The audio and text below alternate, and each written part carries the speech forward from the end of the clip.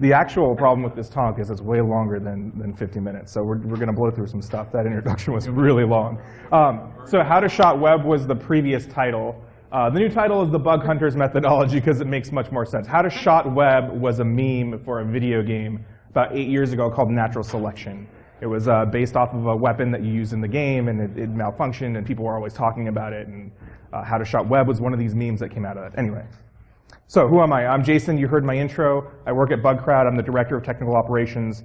The reason why I got into being a bug bounty hunter was just because I saw a lot of really good people were doing this work. So BugCrowd, as well as a couple other vendors, as well as Google and Facebook and PayPal, have all started to up their security game by offering bug bounties. I started to see some really excellent, skilled hackers get into this, and I wanted to see how good I was against them. Because you can never really tell how good you are in this industry, right? Like, unless you sit down with someone next to you, you can judge their skill level. But against another consultancy, when I worked for a consultancy, I just didn't know, how good I was, and I wanted to figure it out. So in 2014, I was the #1 all-time on their leaderboard for BugCrowd. That was, at that time, there was 12,000 registered hackers on the BugCrowd platform. This year, there is 18,000. So I currently occupy the space #6. They hired me on to be a full-time employee to lead our relations with all kinds of things.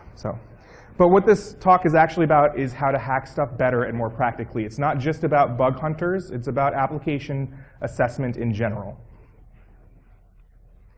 So more specifically, what we're going to talk about is the philosophy and the difference in bug hunting, discovery techniques, mapping methodology, parameters, fuzz strings, filter bypasses, and awesome tooling that I found when I did this work. So what I did to make this presentation was basically I went out and found every bug hunter from the top 100 lists. And so a lot of people like BugCrowd gamify this work. So they host a bug bounty for a company, and every bug that these bug hunters find, you get points awarded, and money if you find a vulnerability. And you move up this giant leaderboard. And so I went out and parsed with my own scripts, this is before I worked for BugCrowd, all of the top 800, I think, from every platform, every person that's doing this, not just BugCrowd, HackerOne, Synac, all these other people. And so I started learning what they were doing by reading their blogs and parsing their blogs. There was no like automated machine learning scripting thing that I had to do. I basically had to sit down, read every one of their bug disclosures that they made public, reverse engineer it, figure out why they looked for that, figure out if the parameter was present on a lot of applications, and then put it into this presentation. So that's how this was made. And I started with my methodology and then added on top of it. So philosophy for bug hunting as a consultancy, which I call single-sourced, or as crowdsourced, which is basically running a bug bounty. So in single-source testing, you're looking for a lot of common vulns, OWASP top 10 vulns. You're not looking, or you're not competing against anybody else, really, unless you're in a bake-off situation with another consultancy. So really, there's no one biting at your heels in any cases like that. That's fine. You basically don't have a lot of incentive. When you're doing this type of work, you're usually incentivized in consulting for finding a lot of vulnerabilities as opposed to really critical ones. That can vary depending on the consultancy you work for, but usually it's incentivized for count. And then the payment for this service, the consultant, or not the consultant, the client can't really tell if they got a good test. I mean, reputation of the consultancy is the only thing that you're counting on to tell if you got a really good test. You don't know the unknowns in your application. Only one guy from that consultancy looked at your application. So you don't really know how good it was, how good that assessment was when they looked at your site. I mean, you could proxy, or you could log all the traffic they sent there. You could see if they ran a scanner, but how good is that, right? Like, it's not the greatest way. So in crowdsourcing, I found out that people are looking for vulns that aren't easy to find, because those ones get submitted really fast to the programs and are usually found right off the bat. So they don't do that. They look for stuff that's harder to find than the entry-level OWASP top 10 bugs some of the time. So you also, like I said, you're introducing time into this, and you're also introducing competition into this type of testing. And now, instead of one tester, you have 10, 20, 30, 40, 100, 1,000, maybe in some case 18,000. So more eyes on the problem basically gives you a ton of return on investment.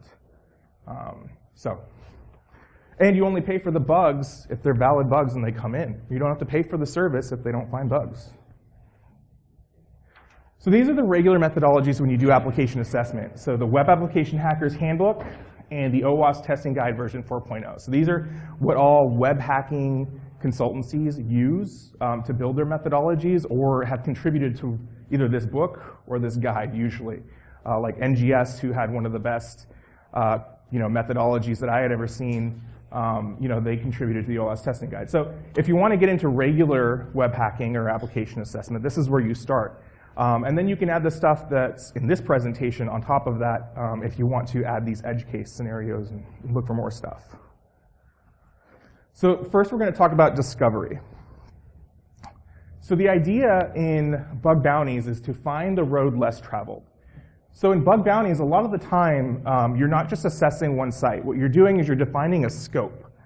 So you say if your company is acme.com, in your bug bounty brief, you say, all right, everything that's in scope, everything that's star.acme.com is in scope. So that means admin.acme.com is in scope, mail.acme.com is in scope. All these subdomains, which are actually separate applications, can be included in your bug bounty. If you're going to buy a bug bounty, this is awesome, because basically you're getting pen tests on multiple applications for the price of one. But I didn't say that, so don't quote me. So when you're a tester, you don't want to test the flagship application. Acme.com has probably had a pen test. It's probably been run through Fortify or some secure code analyzer or something like that. You can look at it and find vulns, but you're more likely to find critical vulns on sites that's been left out there by marketing or the email servers or something like that. So you need to find these applications that exist out there. And these are methods for finding the road less traveled. So find subdomains using Google. Or you can use some other tools I'm going to show in a second.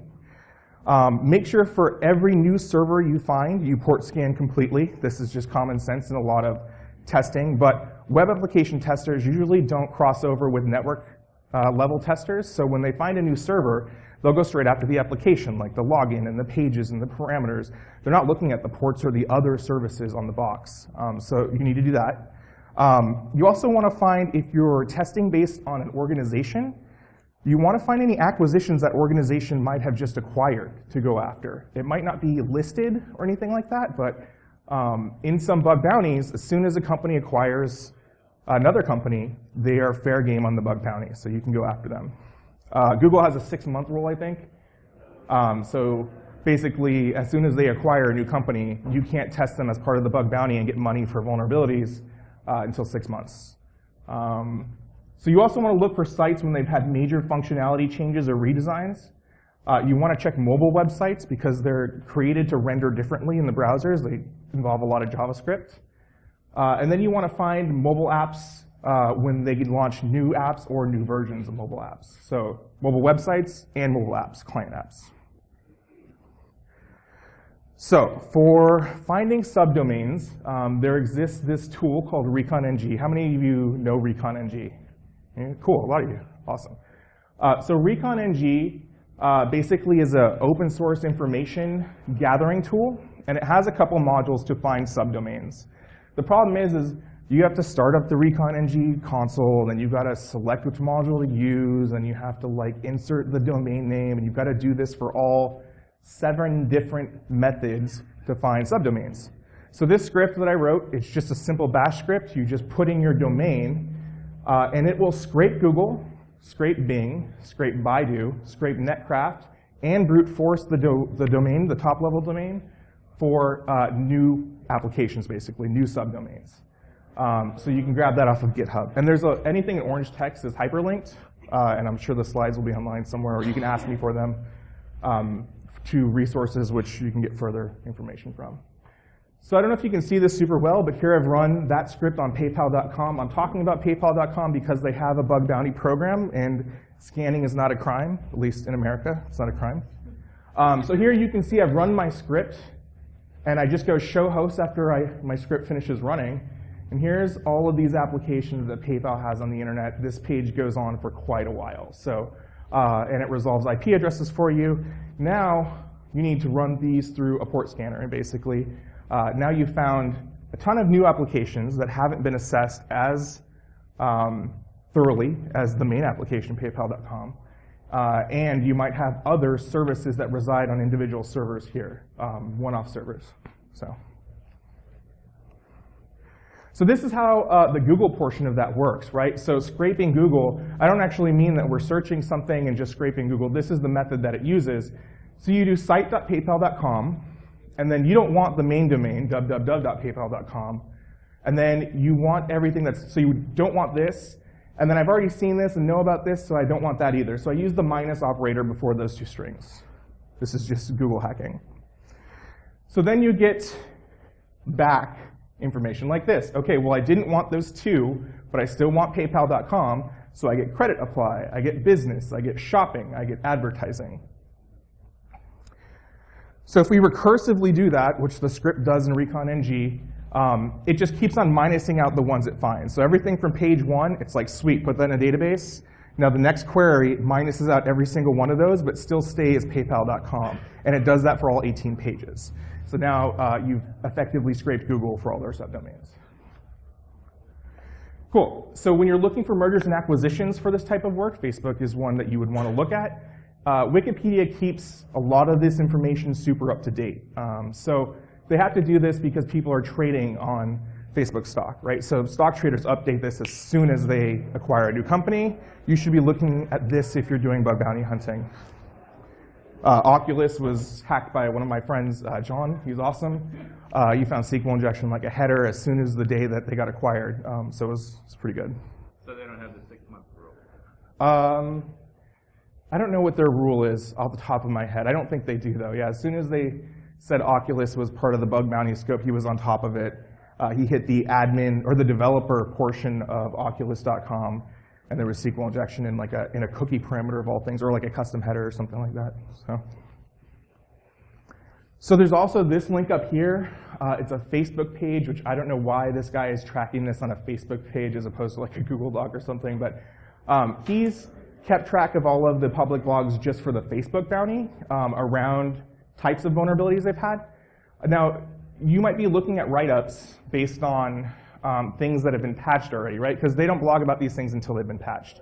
But these things give you a ton of intelligence around the flaw when it did exist. You can also do regression testing on a lot of these bugs that people have found and find easy filter bypasses. When they tried to fix these things using easy filter rules, you can bypass them pretty easily and get paid for the bug again. So this page is pretty cool to try and check out. Cool, so port scanning. This is really simple, right? You port scan the new servers you find. How I hacked Facebook, a guy named Ryan Dewhurst, who's awesome.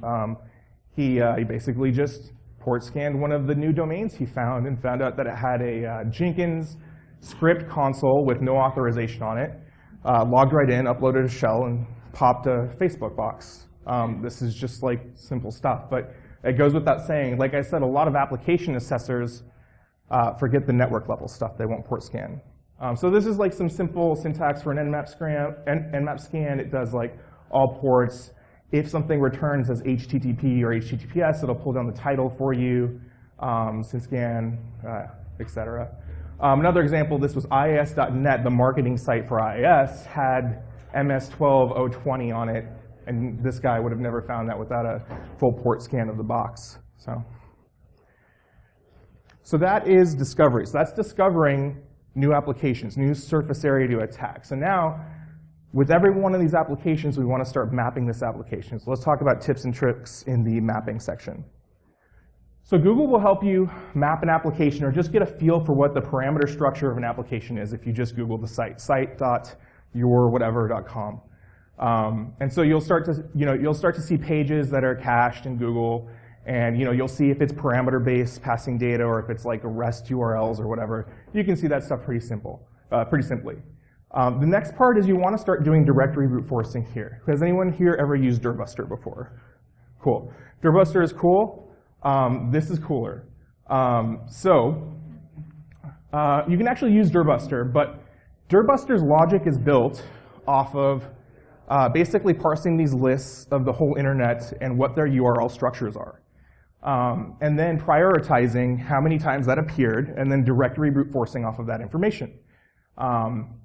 So these lists are a little bit different. So the directory brute forcing list linked here, the one called the RAF list, what they did is they went out and they spidered the whole internet for the robots.txt files. Does anybody know what a robots.txt file is?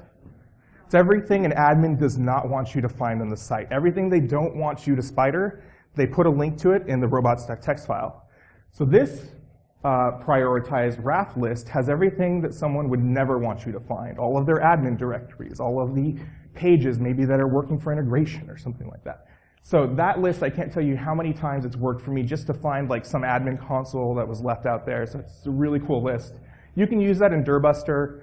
I feed it to Burp. You can also use it in any other directory directory brute forcing tool. If you manage to find out that your site is using SVN or is hosted on SVM or Git Digger, or a Git if it's an open source project, you can use these two lists, which basically parse out all of the projects from SVN and Git. And your project will be included in there with complete URL paths for every different page that could exist on the application. So feeding these into your directory brute forcing tool gives you a complete map of the site, whereas your spider might not even have known that some of these pages exist. And if they're configured incorrectly with authorization, you can get access to all kinds of cool stuff. Also, once you have a complete map of the application instead of just a partial one, you can feed it into your favorite scanner and get better results from that as well. So then you want to move on to, so that's finding like unlinked content or directory brute forcing. Now you want to move along to trying to find out more about the application. I use some pretty cool simple tools here, which are Wappalizer and Built With. They're just Chrome extensions. You can find them in the Chrome store. Wappalizer and Built With basically just identify the technology stack of the site that you're visiting by pushing a button. So it'll tell you the whole stack, including like all the server-side JavaScript libraries, all the analytics they use. It'll do this by either parsing the comments of the page and finding out what version it is or whatever, and then displaying it to you, or by return times or all kinds of other random stuff. They profile based on some pretty neat tricks in here, but either one, they're pretty simple. So another cool one here is retire.js. I like this one a lot. Basically, you point it at a site. It comes in like a command line script. You point it at a site, and it'll tell you what server-side JavaScript libraries, like jQuery stuff, they're using, and if they're out of date, and what vulnerabilities are contained in the version if it's out of date. So immediately you get back some security information from retire.js. It's pretty cool. So, excuse me, I am sick and my nose is killing me right now. Okay, so and then once you get this information, you can start checking for CVEs based on version numbers. Like remote code execution or cross-site scripting vulns, anything that's been reported for that current version, you can use that information that you got with Built With or Wappalizer to start finding vulnerability data. So then there's also WP Scan and CMS Map. So if you get lucky enough to find a CMS, which are usually a crap show, they're configured really badly most of the time and have vulnerabilities not in the core, but in the plugins that you install and the themes you install. These two tools, scripts, will scan your installation of WordPress or CMS Map or Joomla, Drupal, or Joomla, Drupal, WordPress. What's the other one? There's one more. What? Yeah, Squarespace, SiteMinder, a whole bunch, yeah. So they will scan all of those and pull down all of the plugins they have installed, all of the users, and then check them against databases of known vulnerabilities for those themes and plugins that CMS is using. So here's an example of that. Just looking at a local, this is hard to see, sorry, but I ran it against a local host installation of WordPress. It found out that I had some plugins and a theme. It said my theme was vulnerable to cross-site scripting or local file includes, and that was it. I went and exploited the vulnerability. It even has a link to the advisory for the vulnerability and how to exploit it. So WP Scan and CMS Map are really cool. This is something I see a lot. I just included it. It's not like super cool, but I see a lot of people doing directory brute forcing and getting like a 200 and then a 404 for something that doesn't exist, and then getting a 401 and being like, okay, well, I get a 401, so I know that probably exists, but I don't have access to it. And then they give up and they go on to the next thing. What you want to do is you want to make sure that you recursively brute force to the next path in the URL, because a lot of the time after control panel here, access control might not be set up for individual pages after control panel. So control panel might not have given you anything, but now control panel /admin.html might be set up incorrectly. So recursively brute forcing, you want to make sure you're doing that instead of just brute forcing for top level stuff. So mapping and vuln discovery using open source intelligence. There are many sites out there that cache information based on vulnerabilities that people have found.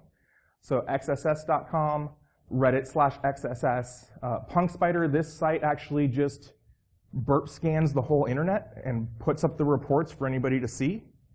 xss.cx, xss.expose, so this one, and this one are all just these sites where some hacker or kid or researcher goes out and says, oh, I found an XSS on this site, and they submit it and they get points. These kind of came along before bug bounties like we did. So, where companies wouldn't pay for those vulns before, people still wanted to get credit, hackers still wanted to get credit for them. So you can search these for your organization.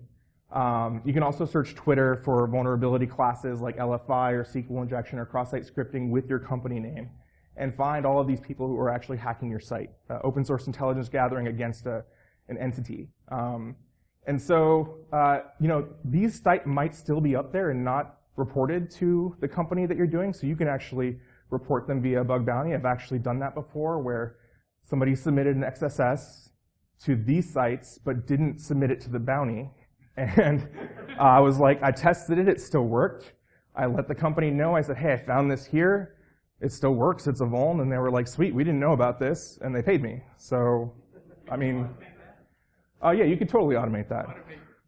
Absolutely, you can absolutely automate all of that. So yeah. Also, same deal as before with the Facebook page for bugs. Regression testing, these are really good for finding regression testing or filter bypasses that have worked before and might show up again on future sites because code bases are reused when new applications go up. Any questions so far? No? All right. Yeah. Hackers like to brag on Twitter a lot.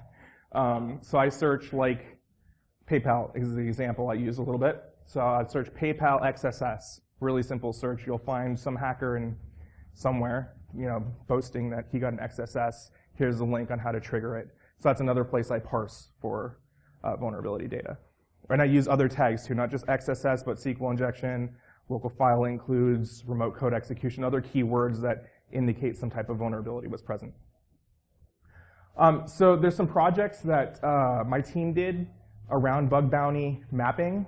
Not only mapping the sites themselves, but also mapping the metadata around the bounty program that they run. So maps basically goes out to 250 bounty programs every little bit. It will crawl their bounty page, pull out information about them, then we update it with what the URLs that are in scope. Then we start doing some automated analysis and brute force of DNS information. We include the links for the sites, the rewards, and the scope of the test. And then we can feed it into other tools. So that's available on bugcrowdlabs.maps or /maps. It spits it out as a JSON object. So here you can see Yahoo's program. The reward type is dollars or money. The reward low is 50. The reward high is 1,500. These are their DNS records for Yahoo and Flickr. These are their mobile applications. These are all things that are in scope. So you can see that, and then we'll start, directory brute forcing off of this information or DNS brute forcing.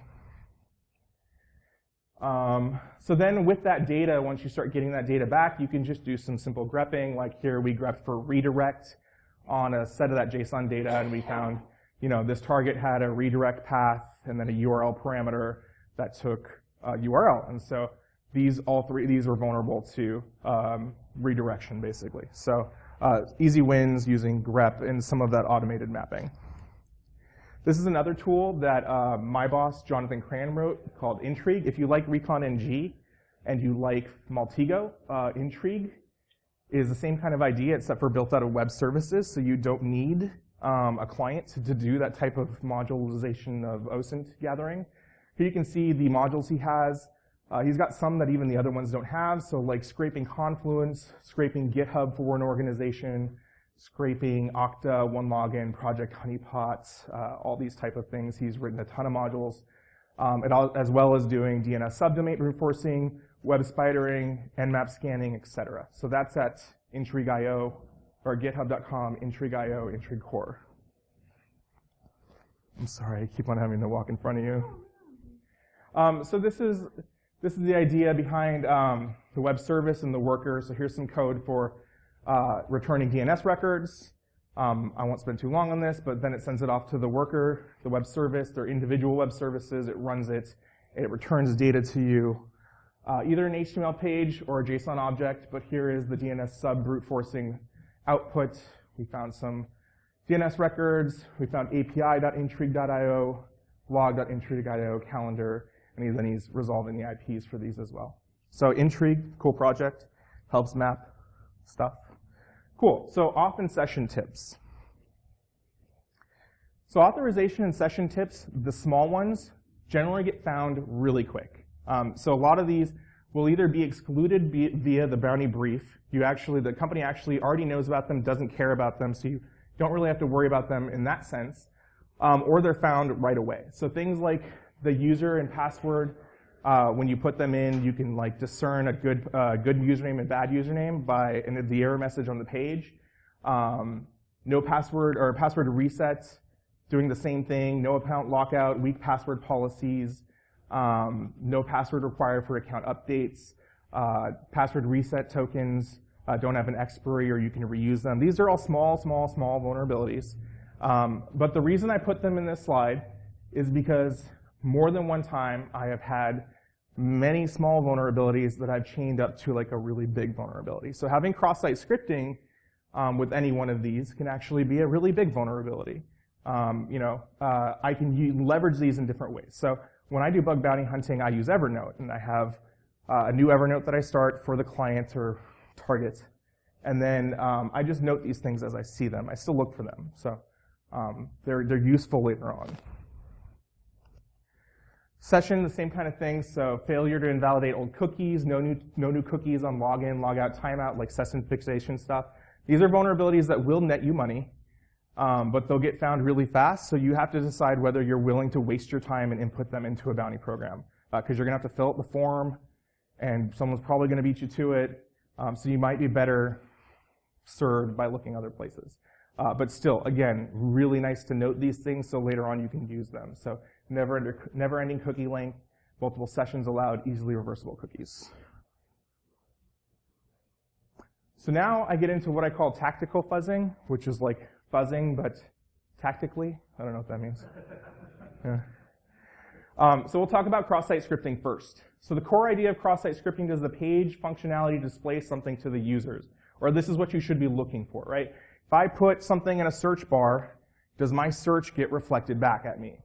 If I put something in a comment, does my comment show up somewhere else? Now, does that happen? All right, can I put JavaScript in there and get JavaScript to execute on someone?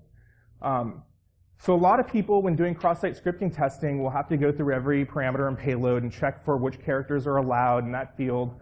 But really, when you do this type of work, you can kind of rely on the 80-20 rule. Finding 80% of the cases most of the time you can do is actually serves you the best way. So a lot of testers in AppSec use what's called polyglot payloads. And you probably have two before if you've ever seen this string. Wait, hold on. Does anybody know? Oh, you can probably see it on my hand. Does anybody know where this is from? That's not going to work. So this string is a polyglot payload from Arsnake, who I think right now works at White Hat. Arsnake wrote the cross-site scripting cheat sheet. It's one line that executes cross-site scripting in multiple different contexts and bypasses several different filters. So you pop this into a search box, and it's probably covered about 50% of your test cases for testing for contextual cross-site scripting vulnerabilities. Now this was good. This was put out like 5 years ago, maybe 6 years ago. I don't know how long ago Arsnake put this out. But this is a polyglot payload, meaning it's one string that can execute in multiple contexts. So these are some new school polyglot payloads. This is another one. This is a multi-context filter bypass-based polyglot payload by a guy named Ashar Javed. He wrote his PhD paper on cross-site scripting, which I did not know you could do, but he did, which is super sweet. He ran this string across the Alexa something or other, 100, 500. It's in his research, which is linked there. You can see his whole presentation. He managed to pop cross-site scripting just on search boxes across the Alexa. I think I want to say it's 100 in 80% of the cases with this string. So 80-20 rule, pop this in, pop our snakes in, pop our next one in. This is some research done by a guy named Matthias Carlson. This executes in multiple contexts as well. So based off of his presentation, which is all about web polyglot payloads, which is linked off of his name, you can go read his whole presentation. He has a whole presentation about how he came up with this string. It's not only the shortest, but the most will render in the most contexts. That's what his whole presentation is about. After he did this research and released this paper, they made a CTF for this type of injection testing. So if scanners aren't doing this, they should really start. If you work for a scanning company and you're not using polyglot payloads, you should start doing it, because these save you a lot of traffic and they're more reliable to finding cross-site scripting vulnerabilities. So he made a CTF for these types of things. The guy basically put up a page and he said, this is vulnerable to vanilla cross-site scripting in multiple contexts. How many contexts can you make a string execute in with the least amount of characters? So you can see the scoreboard. And Matthias he's actually 17th. And he didn't use his original string. He uses a new one here. Here's number 1. Executes in 16 different contexts. Is only 87 characters. The link to this was on the previous page. I add this to all my fuzzing lists when I start doing fuzzing for cross-site scripting. Other observations around XSS when you're looking at bounty programs. So what are the input vectors, or some of the parameters? Customizable anything, so like themes or profiles via CSS. When a site allows you to create your own theme via CSS, is pretty much always vulnerable to JavaScript injection, which means cross-site scripting. Anytime you have a name of an event, a meeting name, or your username on a site, a lot of these, for some reason, don't get filtered. I just saw it repeatedly over parsing these blogs. This is just, people don't parse the name fields. URI-based, imported from a third party. So think like Facebook. If you set your name to script alert in Facebook, of course they're filtering your characters, but then when they get rendered on a page that integrates with Facebook, are they filtering your characters? Probably not. So they think that the consumable data from Facebook is safe. They'll render and expose that site, the new site, to cross-site scripting. Any JSON web service or values that are passed, post values, that aren't returning the correct content type are vulnerable to cross-site scripting, just like everything else. File upload names, so names of files when you upload them, very often vulnerable to cross-site scripting. Uploaded files themselves, so files that you upload, like Swift files or HTML files or whatever, that are allowed via the application, but actually code inside them just allows you to pass parameters to them and execute JavaScript. Custom error pages, adding fake parameters, and login and forgot password forms. These are the common recurring themes I saw when parsing cross-site scripting vulnerabilities. So Swift is a big thing. So Swift files on basically on any page are usually vulnerable to either one of two vulnerabilities: cross-site scripting or remote file includes. Remote file includes. So these are some of the more media-based parameters and Swift parameters that are available in common like JPlayer and stuff like that, JPlayer Swift files that allow you to play media. But really, when you do Swift analysis, when you find a Swift file on a site and you want to check if it's vulnerable to cross-site scripting, there's this sweet tool called Flashbang by a group called Cure53. What this will do is it will allow you to upload your Swift file. You basically download it, and then you upload it to this service. And it will basically tell you, it will give you a complete URL structure for how you're supposed to pass parameters to this Swift file. It'll also tell you which ones of them actually eval, meaning they will take code that you put in the parameter and display it back to you somehow. So it's like a dynamic binary analysis of Swift files for you. And then you can just put your fuzzing strings in those parameters, pop cross-site scripting, and then send it on its way to the Bounty program. Cool, so that was cross-site scripting. Any questions? Yes, it is available. I gave this talk at DEF CON. I've added a little bit to it, but it's already out there, and this version will be available as well. When do you use a full 4-hour version for it? What? You said you had like 4 hours worth of material. Yeah, I do. When is that coming out? I don't know. You going to do some videos for it? I don't know, maybe sometime soon. Yeah. This presentation was recorded at DEF CON 23, so it's on the DEF CON website. The slides are. The videos, they don't post right away, so the videos will be out in probably a couple weeks, I think. But this one will be up, the video for this will be up right away. So, yeah. I think, right? You guys post that pretty immediately. Yeah. Yeah, you will as well, yeah. Cool, SQL injection. Iron Geek, Adrian Crenshaw. He's doing the hosting on his site, right? Yeah, so irongeek.com will have all of this conference's recorded sessions of the video up. So, cool, SQL injection. The core idea is, does the page look like it might need to call on stored data? This is the question you need to ask yourself.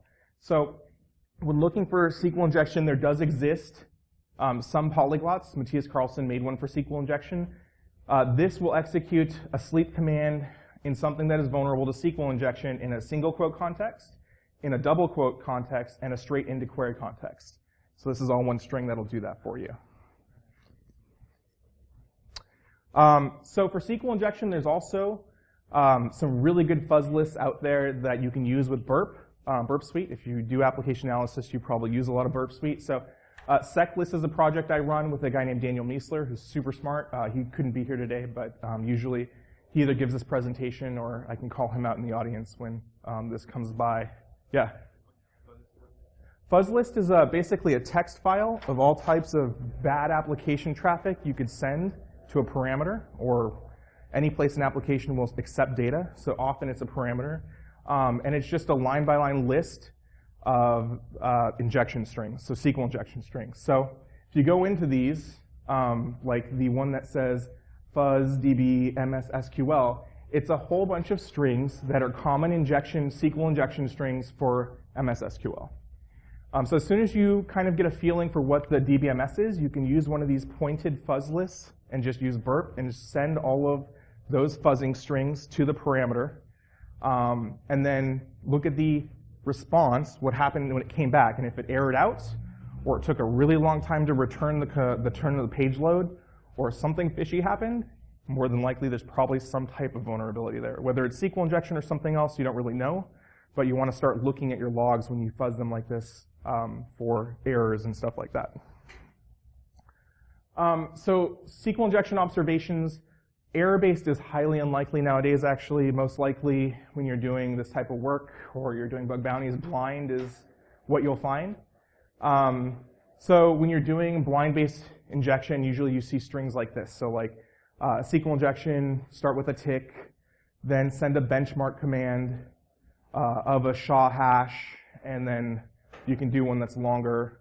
But basically, this causes the page to execute a SQL command that takes a long, long time to execute on the server. So this page response time will be much longer than your average page response time. So those are the type of strings you'll see here. When you're doing SQL injection, if you actually want to exploit things or you want to check for SQL injection across a whole domain, SQL Map, the tool SQL Map, is probably king in this area. So there's a lot of scanners out there, and a lot of them do SQL injection, but none of them do them as good as SQL Map does it because it's just pointed. It's made for SQL injection. It has a whole bunch of helper scripts for SQL injection. And a lot of people don't know that there's these functions. So a lot of people think you can just test one parameter at a time with SQL Map. That's actually not the truth. So you can pass in a whole burp log file, meaning you use Burp Suite, spider the whole site, export the log file to a text file, and then pass it to SQL Map. It'll test every single parameter and cookie in your site for SQL injection. You can also set it to use what's called tamper scripts. So tamper scripts are used when you think an application has a filter set up for SQL injection or any type of injection.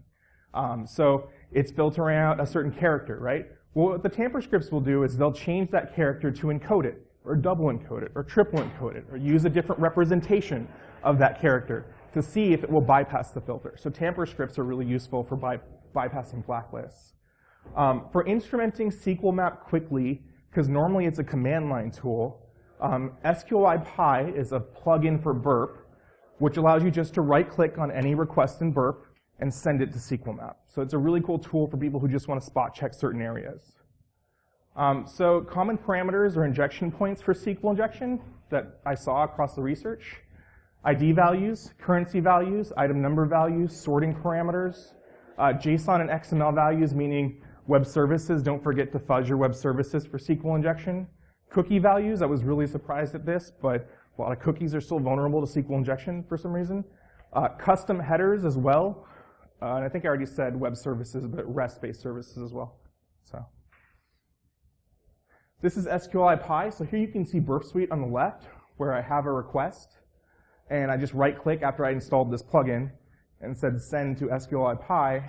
And Burp is different now. I took this screenshot when the scanner results were on a whole different tab. Now they're included in the main page of Burp. But it's the same idea. You'll get like a big exclamation point saying, yeah, SQL map found that this was vulnerable to SQL injection. So it's a really fast way to instrument SQL map. So I talked about tamper scripts. These are all the tamper scripts that SQL map can do. So like apostrophe null encode, like these are all different ways to encode those special characters to try to bypass filters. There's multiple tamper scripts to use, but if you want to break them down by DBMS, you can save yourself some traffic. So if you know you're up against a site that does MS SQL, these are the ones you want to use. If you know you're up against a site that does MySQL, these are the ones you want to use. Just if you don't know in general, that's the general syntax you want to use. So this is my list of SQL injection resources that I keep handy while I'm doing SQL injection testing. This has cheat sheets and guides on how to do SQL injection and all the different flavors of DBMSs. So MySQL, MS SQL, Oracle, Postgres, and Access, DB2, Informix, SQLite 3, and Active Record. So I keep these basically in a bookmark file. So whenever I start seeing injection of this type, I can go. These cheat sheets tell you, okay, well, if you know there's SQL injection here, here's how you pull out the admin user password. Here's how you port scan the internal machine using a SQL command. Like they'll tell you all kinds of useful tricks using SQL injection to use. So, okay, so file uploads and uploads in general. So local file inclusion is a big vulnerability that's still seen a lot. So these are common parameters or injection points. File, location, locale, path, display, load, read, and retrieve. These are the most common across the research. To exploit a local file injection, you can use a tool called Liffey. I haven't used it much, but it looks really cool. And I know the guy who wrote it, and he's usually pretty elite. So I would suggest trying that or using that seclist project I talked about. There's a fuzzing directory, and then there's an LFI list. And so here, you can see the strings inside the LFI list are just lines of attack strings to put into those parameters that will try to retrieve out a file in the file system. So here you can see I'm trying to echo out etc password multiple different ways. So starting with a null byte, asking for bin cat etc password, just a whole bunch of different ways to do local file includes. So that is what I use there. So for remote file includes and redirects, these are the most common parameters. Eventually, I think someone's going to write a burp extension that just alerts when it sees one of these, so you know when to test it. It could be easily automated. I just haven't done it yet. So destination, continue, redirect, URL, URI, window, and next, or anything with a URL in it. There are some common bypasses for basically making the redirection work. So instead of including the HTTP in some of them, in order to get it to work, you just do //google.com. There's a whole bunch of I forget what they're called, but oh shoot, I am so close to done. All right. So here's some more for our 5 parameters. You can just kind of use this as a template to see where these things would go, or to see where these vulnerabilities would exist. Malicious file uploads are a thing, so just uploading a file that might be a shell. There's some cool research by this guy, Sarush Dalili. His presentation is a whole presentation on file upload vulnerabilities. It's the best one I've ever seen. It's pretty old, but it still covers all of the general stuff like content type spoofing, extension trickery. So use that as your reference there. The other thing is that there exists some research into files that you can actually execute in 2 different contexts as compiled files. So think about like a PDF and an executable. Those are 2 different file types, but you can actually mash them together, and based on which way you call them, they will successfully show you a PDF or successfully execute code. So these things are called polyglot payloads as well. They're file-based polyglot payloads. So is that a vulnerability to you if I'm able to upload a PDF that actually execute code if somebody downloads it and runs it the wrong way? Maybe, maybe not. I think it's cool research, so I put it in here. These are the examples of the files he's mashed together. So like a JPEG that's also a zip, that's also a PDF. So this is his research links here. CSRF, am I out of time already, or? Yeah. You don't want to run all the way until 3 o'clock. Yeah. Cool. You're 3 minutes over the 45 minutes. Okay. I think I'm done. I'm sorry. Yeah, questions, I guess? Sorry. So there's CSRF tools that automate CSRF across the whole domain, checking for CSRF tokens and bypassing CSRF protections. And then there's privilege, transport, and logic vulnerabilities and what tools I use there. And then there's just like a wrap-up stuff and how to do an assessment like this in 30 minutes. So like how to instrument these tips and tools to do an application assessment in 30 minutes. That's pretty comprehensive. So You do not have any of this on your GitHub page? I do. So last page, I think, or I don't know if it says in here. In my GitHub, we ported the whole slides to Markdown. So all the tools that are linked in here, all of the basically stuff I'm saying, I've tried to write down in something called the Bug Hunters methodology, and I'm sharing it with the world so they can take it and do better application testing. It's on my GitHub. It's github.com/jhaddix. All of the ninjas or testers I profiled for this research are on this Twitter list, so you can follow it. They often tweet really cool attacks or write-ups on stuff they do that will keep you pretty relevant in this type of field. So yeah, this is the thing. I have 50% more research still to parse from this, and I just haven't had time to do it yet. It could probably be like a training or something. I don't know. It's 13 memes in all of this, by the way. And then thanks to every bug hunter, the people I work with. And then actually this says RootCon. I haven't updated it, but HouSecCon is awesome. They've invited me here to speak multiple times. It's been a great deal. Thank you. Thank you.